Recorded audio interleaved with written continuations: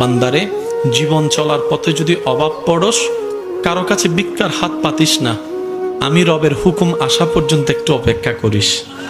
আমি রবের হুকুম আসা পর্যন্ত একটা অপেক্ষা করিস। প্রত্যেক জনের জীবনে হঠাৎ কিছু টাকার প্রয়োজন হয়েছিল, পকেটে টাকা ছিল না, কিন্তু সে কাজটা এখনো পর্যন্ত আটকে থাকে নাই। কোনো না কোনো ভাবে কিন্তু আল্লাহ আপনাকে ব্যবস্থা করে দিয়েছেন। সুবহানাল্লাহ। আল্লাহ কখনো কাউকে বেসাহারা রাখে না। আর যেখানে রহমাতুল্লিল আলামিন নবীর উম্মতের কথা আসে, সেখানে তো বেসাহারা কোনো প্রশ্নই আছে না, বেসাহারা কোনো শব্দই আসে না। রব্বুল আলামিন বলে, আমি অন্য নবীর উম্মতের জন্য যতটুক দয়াবান, তোদের জন্য তার চাইতে আরো বেশি দয়াবান। রব বলে, লা তাকনাতু মিন রাহমাতিল্লাহ। ও আমার বান্দারে, ওই অভাবে পড়লে এত বেশি নিরাশ হইস না, আমার হুকুমের অপেক্ষা করিস। অসুস্থ হলে এত বেশি ঘাবড়াই যাস না, আমি আল্লাহর নির্দেশের অপেক্ষা করিস।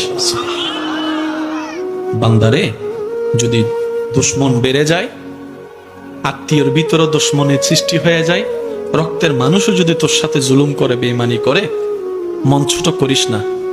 তোদের জীবনের প্রতিটা ক্ষণে কিভাবে মোকাবেলা করবি সেটা প্র্যাকটিক্যাল শিখে নেওয়ার জন্যই আমি প্রত্যেকটা নবীকে এক একটা মুসিবত দিয়ে তোদের জন্য শিক্ষা